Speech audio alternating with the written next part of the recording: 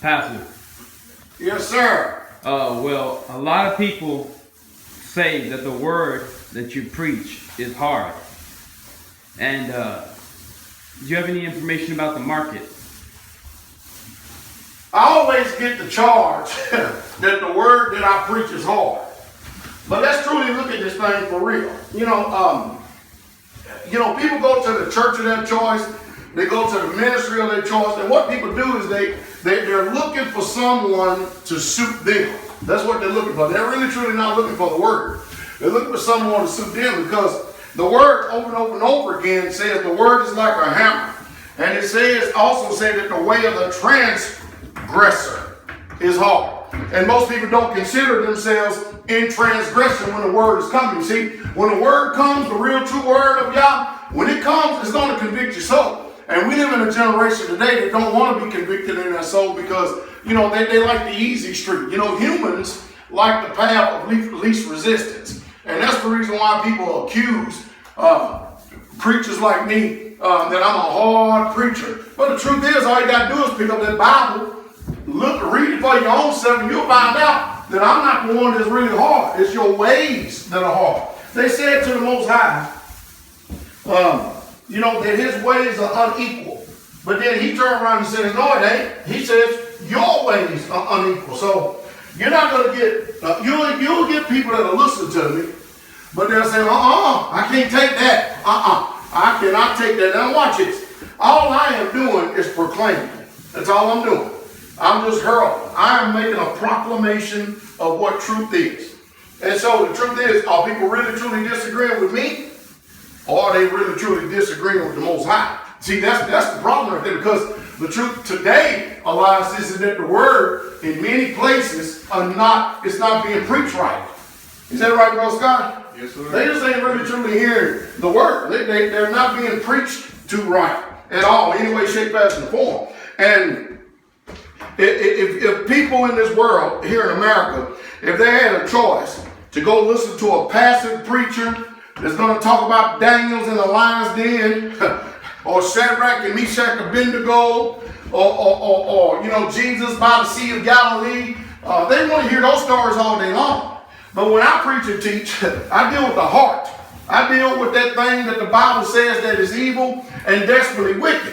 And so you'll get people that want to listen to me, and they'll from a long distance. But when I start dealing with their heart, they go, oh no, I can't be around that man because of the way he preaches and the way he teaches.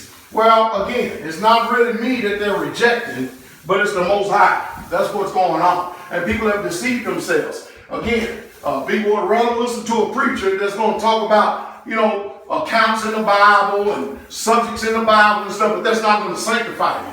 That's not going to set you apart. That's not going to reveal to you the condition of your heart.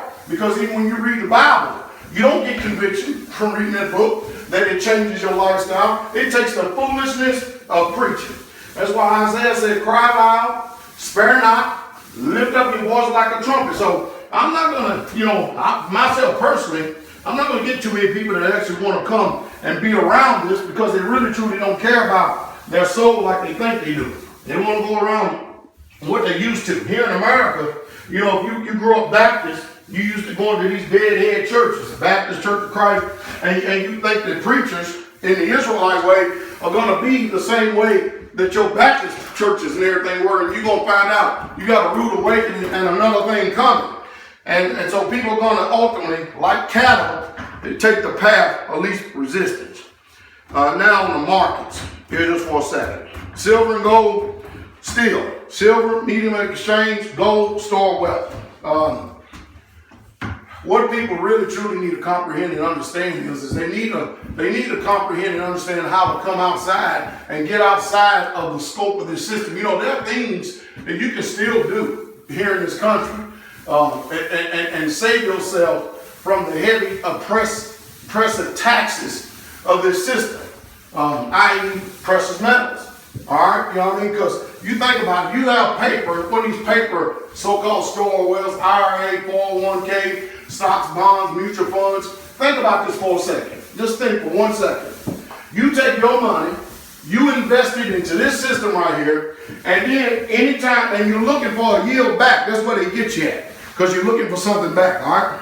You take your money, you invest it in the system, and then the first thing you want to do when you withdraw your money, be it to full term, or if you want to take it out before then, they penalize and tax you for money that you invested yourself. That doesn't sound like a just system to me.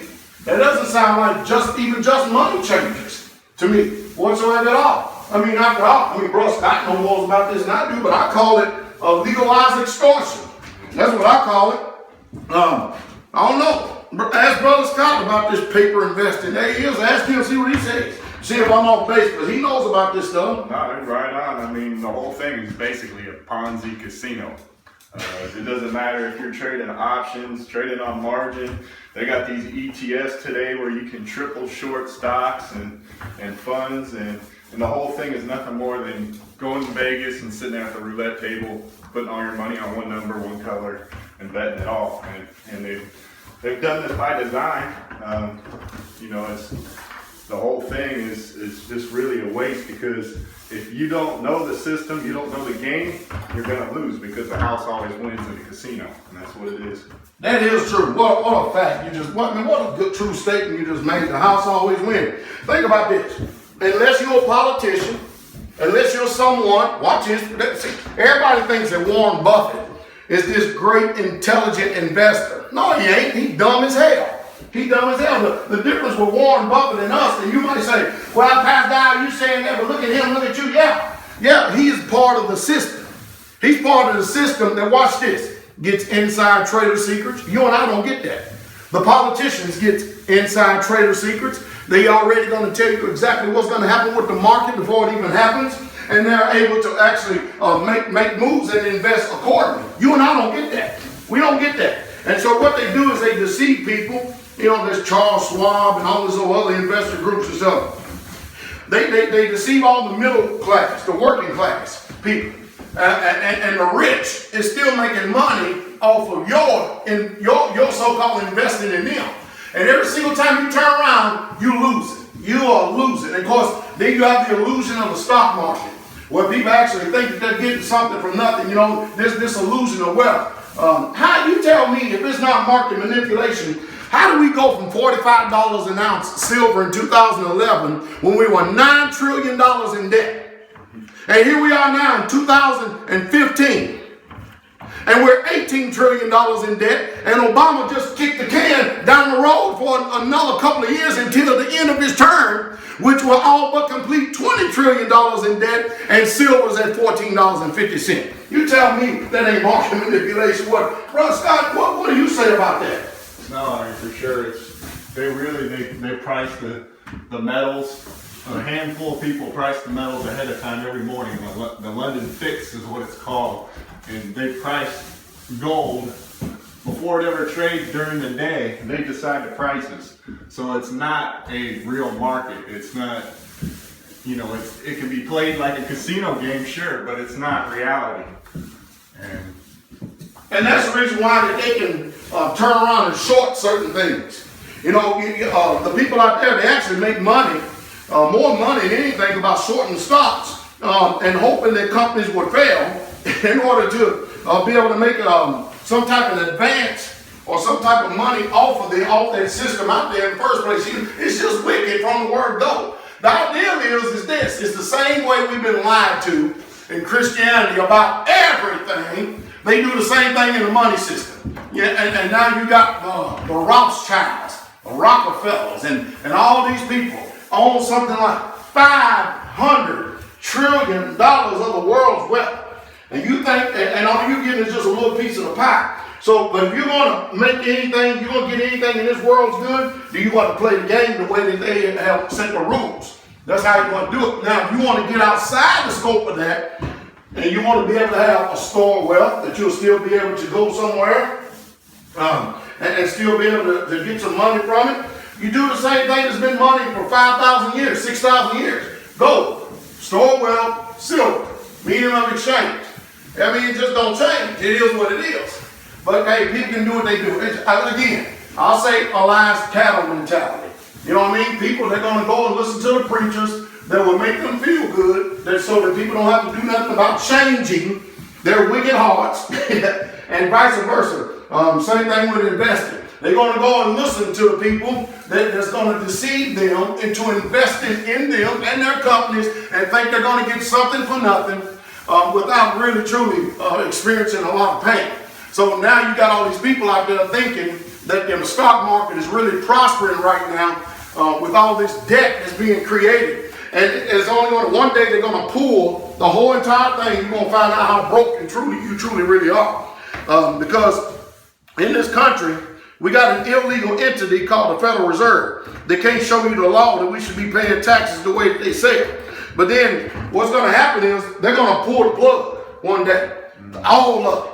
And that means they're going to pull your retirement, your IRAs, your stocks, your bonds, your mutual funds. They're going to pull every single bit of it, especially if it's all paper, electronic in the system. And you're going to hear a weep and a howl. So when you read the book of Revelation that says, they're going to throw that gold and silver in the street. Well, first of all, we ain't got no gold and silver in the street. So let's bring it up to modern day translation, they're going to throw everything they got in the street. You're going to have all these Zimbabwe dollars called American dollars in your pocket and stuff. You're going to throw them Federal Reserve notes in the street because they're going to be worthless. Ain't gonna buy nothing. Everybody say, well. People been talking about this all day long. They've been talking about this for years.